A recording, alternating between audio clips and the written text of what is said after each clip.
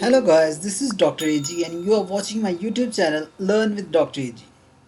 सो ये हमारा बायोमैकेनिक्स का सेकंड चैप्टर है और इस चैप्टर में हम जब वो kinematic concept for analysing the human motion को स्टडी करने के लिए जो हम डिफरेंट टर्म्स वगैरह यूज़ करते हैं उसके मतलब देखेंगे। इसमें हम मोशन को डिस्कस करेंगे, प्लेन और एक्सिस को डिस्कस करेंगे। So first of all, what is motion? So motion is the change in position of an object with respect to time के लिहाज से अगर कोई सब्जेक्ट अपनी पोजीशन चेंज कर रहा है तो उसको हम जब वो मोशन में कहते हैं। सो motion can not occur without any force. जब भी कोई मोशन जब वो क्रिएट होती है हमारी बॉडी में तो उसके लिए जो वो बेसिक हमारा जो सिस्टम है that is the muscular skeletal system, जो कि हमें जो वो बॉडी को मूव करता है from one position to another position. अब हम फॉर्म ऑफ मोशन देखते हैं कि किस किस टाइप की जो हमारी बॉडी में मोशन होती है या फिर जो जनरलाइज्ड वे से मोशन की कौन कौन सी टाइप्स हैं। So first of all linear motion है। Linear motion mean along a line, किसी एक लाइन के अलोंग कोई मोशन है that is the linear motion. अगर तो वो लाइन स्ट्रेट है तो इसको हम जब वो रेक्टिलिनियर बोलेंगे, और अगर जो वो लाइन जो कर्व्ड है तो उसको हम जब वो कर्विलीनियर जब वो मोशन का नाम दे देंगे। तो यहाँ पे आपको दिखाया कि जैसे ये स्ट्रेट लाइन में जा रहा है that is the linear motion. अच्छा, उसके अलावा दूसरा जो फॉर्म ऑफ मोशन है that is the angular motion. Angular motion जिसमें जो वो बॉडी जो रोटेट करती है। नॉर्मली जो हमारी काइंड ऑफ मोशंस होती हैं, जो हमारी बॉडी डिफरेंट किस्म की मोशंस करती हैं, तो वो लीनियर मोशन और एंगुलर मोशन दोनों मोशंस की कम्बिनेशन होती है। सो उसमें एक ही टाइम में बॉडी जो है वो लीनियर मतलब जो एक स्ट्रेट लाइन में मूव कर रही थी और जो वो कर्व भी कर रही थी। लाइक जैसे हम वो वॉक कर रहे हैं तो ड्यूरिंग वॉकिंग जब हम अपने जब वो शोल्डर को जो मूव करते हैं तो उसमें जब वो हाथ जो है वो आगे की तरफ जा रहा था, पीछे की तरफ जा रहा होता है, और उसमें जब वो साथ जो वो रोटेशन भी हो रही होती है। So that is a general kind of motion, जैसे ये दिखाया गया इसमें। सो इसमें ट्रांसलेशन भी है और रोटेशनल मूवमेंट भी है। इस तरीके से बॉल को दिखाया गया, जब आप बॉल को थ्रो करते हैं तो वो जब स्ट्रेट लाइन में जा रहा है तो उसको हम जब वो कर्विलीनियर या फिर रेक्टिलिनियर का नाम देंगे, और जो रोटेशन हो रही that is the rotational part of the movement. अच्छा, अब हम देखेंगे जी ह्यूमन बायोमैकेनिक्स को एक्सप्लेन करने के लिए हम जब वो फॉर्म्स ऑफ मोशन के बाद जो हमारे लिए the most important thing is the mechanical system. Human body की मोशन को एक्सप्लेन करने के लिए हमें मैकेनिकल सिस्टम को अंडरस्टैंड करना होगा। मैकेनिकल सिस्टम क्या है? Before determining the nature of a movement the mechanical system of interest must be defined. अब ये हमारा मैकेनिकल सिस्टम क्या है?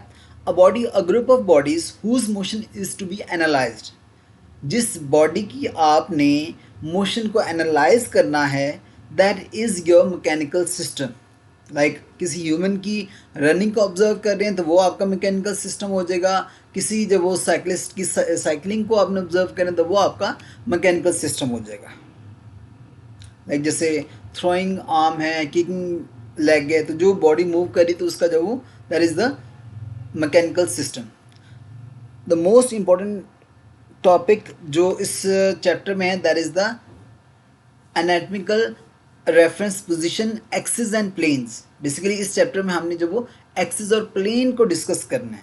सो एक्सिस और प्लेन को डिस्क्राइब करने के लिए हमें जो उससे पहले जो वो एनाटॉमिकल पोजीशन का पता होना ज़रूरी है।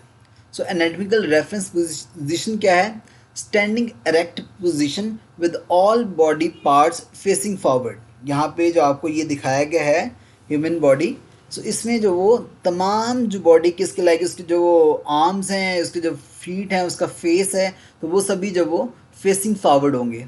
Consider the starting point for all the body segment movements. हम जो भी मूवमेंट वगैरह परफॉर्म करते हैं, जो कि हम डिस्क्राइब करते हैं मूवमेंट को, या जो भी हम एनाटमी को हम डिस्क्राइब करते हैं कि फ़लाँ बॉडी पार्ट जो वो उसके जो मीडियल है, लेटरल है, एंटीरियर, पोस्टीरियर, वो आगे एक्सप्लेन करता हूँ ये सारी चीज़ें क्या है। तो वो सारी की सारी चीज़ें हम जब वो एनाटॉमिकल रेफरेंस पोजीशन के लिहाज से डिस्क्राइब करते हैं। और इसके अलावा एक और होती है नेचुरल स्टैंडिंग पोजीशन, वो इस तरीके से नहीं होती, थोड़ी सी डिफरेंट होती है। खैर आपको ये पता होना चाहिए कि नेचुरल स्टैंडिंग पोजीशन और जो वो anatomical reference positions are different positions. जैसे देखा गया तो this is the anatomical reference position. अच्छा, अब हमने जब वो रेफरेंस टर्मिनोलॉजीज के लिए हम जब वो डायरेक्शनल कुछ टर्म्स यूज़ करते हैं, अब उसका मीनिंग देख लेते हैं भाई।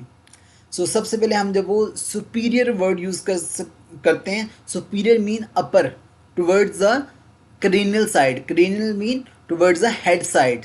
सो जो ऊपर की तरफ होगा, दो चीज़ों को कंपेयर करेंगे, लाइक हम बात करते हैं कि nose and mouth. So nose is superior to the या फिर cranial to the mouth. So इससे हमें उसकी जो वो पोजीशन बता दी कि नोज़ जो वो मुंह से जो वो ऊपर है। इस तरीके से हम इन्फीरियर बात करेंगे तो हम कहेंगे कि जैसे like mouth is inferior to the nose या फिर caudal to the nose. Caudal mean towards the foot, anterior mean आगे की तरफ। इस तरीके से वेंट्रल और वुलर जो टर्म्स है वो भी आगे के लिए ही, इसी के लिए यूज़ होती हैं। पोस्टीरियर मीन या फिर dorsal mean towards the posterior side, back side पे। Medial mean towards the mid line, ये आपको बॉडी नज़र आ रही, बॉडी की जो मिड लाइन है दैट इज़ दी, अगर इसके करीब होगी बॉडी, जितनी ज़्यादा इस मिड लाइन के करीब होगी तो उतनी ज़्यादा वो मीडियल होगी। अगर इसके दो पार्ट्स की बात करें, लाइक जैसे शोल्डर और एल्बो है, तो shoulder that is medial to the elbow, elbow की निस्बत जो वो मीडियल भी है और सुपीरियर भी है। प्रॉक्सिमल कहते हैं कि बॉडी किसी भी पार्ट का टुवर्ड द सेंटर वाला जो पार्ट है, लाइक ये पार्ट है दैट इज़ द प्रॉक्सिमल, और ये जो वाला पार्ट है दैट इज़ द डिस्टल। जो जितना अवे होगा वो उतना डिस्टल होगा, जितना करीब होगा बॉडी के दैट इज़ प्रॉक्सिमल।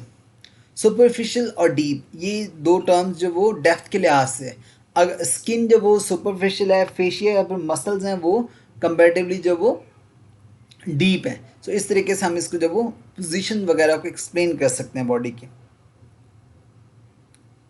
अब हमारे पास जब वो डायरेक्शन, ये सारी जो टर्म्स थी ये हमने जब वो डायरेक्शन के लिहाज से हमने जो इनको डिफरेंट लाइक 10 टर्म्स में इसको जो हमने डिवाइड किया हुआ, तो ये आपने अच्छी तरीके से देख लेनी है। नेक्स्ट हमारे पास जो वो एनाटॉमिकल रेफरेंस प्लेन्स, बॉडी को जैसे हम जो कहते हैं 3 डायमेंशनल कोई ऑब्जेक्ट है, तो कोई भी ऑब्जेक्ट वो 3 डायमेंशनल होता है, तो ह्यूमन बॉडी को भी एक्सप्लेन करने के लिए हमने उसको 3 इमेजिनरी लाइंस के थ्रू जब वो उसको क्रॉस सेक्शन किया होता है, और उससे जब हम जो उसकी मूवमेंट को डिस्क्राइब करते हैं कि कौन सी प्लेन है, कौन सा एक्सिस है। सो देखते हैं हमारे पास 3 प्लेन्स हैं, सजाइटल प्लेन है, फ्रंटल प्लेन है और ट्रांसवर्स प्लेन है। Sagittal plane in which forward and backward movements occur, हम आगे और पीछे की तरफ की जो मूवमेंट है अगर बॉडी में वो परफॉर्म करनी हो तो वो हम जब वो फॉरवर्ड एंड बैकवर्ड, कौन सी मूवमेंट है वो फ्लेक्जन और एक्सटेंशन है, तो वो मूवमेंट जब वो सजाइटल प्लेन में होती है। Next is the frontal plane in which the lateral movements occur, sideways जो मूवमेंट करते हैं वो हमारी जो वो लेटरल मूवमेंट्स होती हैं, जैसे एबडक्शन या फिर एडक्शन, तो वो उसमें फ्रंटल प्लेन में होती है।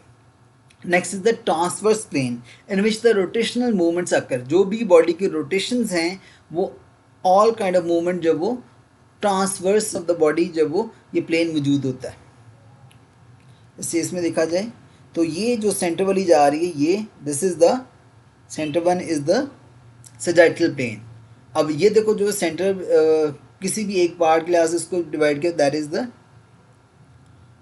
लाइक दिस वन, इसको इसके अक्रॉस लाइक ये जो आपको नज़र आ रही है इस तरीके से, ये जो प्लेन है this is the frontal plane, और ये जो वो बॉडी को अपर या लोअर हाफ में जो डिवाइड कर रही है तो ये जो आपकी ट्रांसवर्स प्लेन होगी। सो इस तरीके से 1 2 और ये जो 3 जो वो एंटीरियर और पोस्टीरियर बॉडी पार्ट्स में डिवाइड कर दिया, जो ये आपकी फ्रंटल प्लेन हो जाएगी।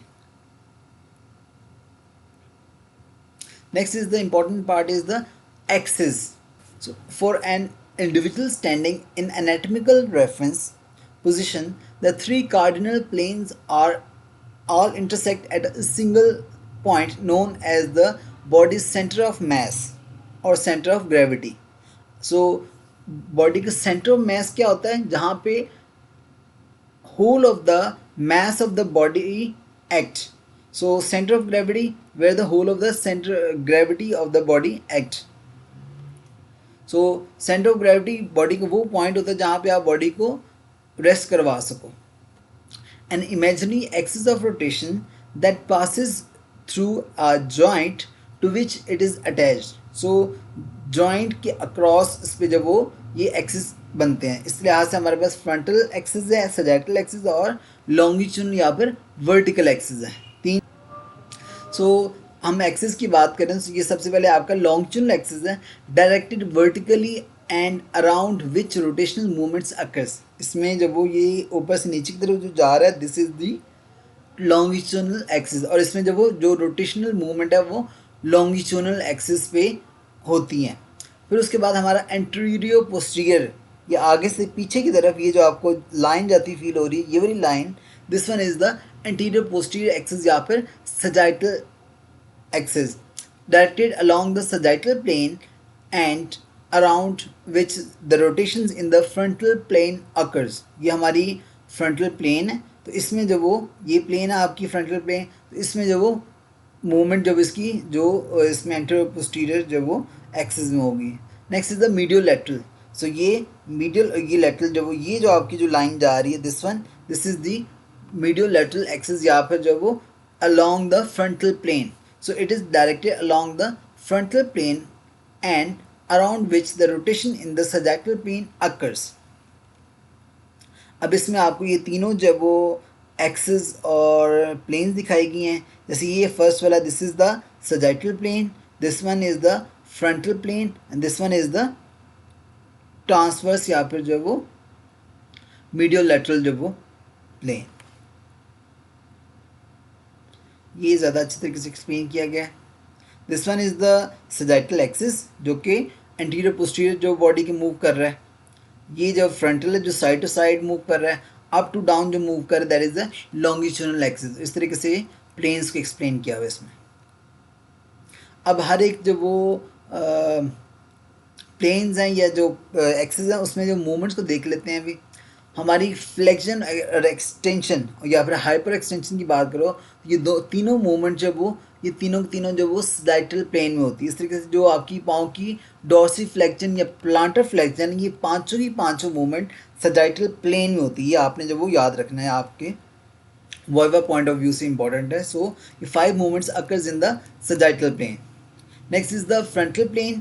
तो इसमें एबडक्शन, एडक्शन, लेटरल फ्लेक्शन या फिर लेटरल साइड फ्लेक्शन, आपके स्कैपुला की एलिवेशन या डिप्रेशन, इन्वर्जन या फिर ईवर्जन, आपके रिस्ट की जब वो रेडियल डेविएशन या फिर अल्नर डेविएशन, ये ऑल काइंड ऑफ मूवमेंट जब वो फ्रंटल प्लेन में होती हैं. Next is the transverse plane. तो जैसे हमने ऑलरेडी डिस्कस किया था, जो रोटेशनल मूवमेंट्स हैं वो ट्रांसवर्स प्लेन में होती है. जैसे जब वो हॉरिजॉन्टल एबडक्शन, एडक्शन या फिर जब वो साइडवेज रोटेशन हो गया, medial rotation, lateral rotation, supination, pronation, ये सारी जो वो मूवमेंट्स जो है वो अलोंग द ट्रांसवर्स प्लेन होती हैं. सो इस तरीके से हमने जब वो देख लिया अभी कौन कौन सी मूवमेंट्स हैं हमारी जो उसमें परफॉर्म हो रही हैं. ये अब देखें ज़रा, जो भी हम जो एक्चुअली जो जनरलाइज्ड मूवमेंट करते हैं तो वो मल्टीप्लेनर जो मूवमेंट्स होती हैं.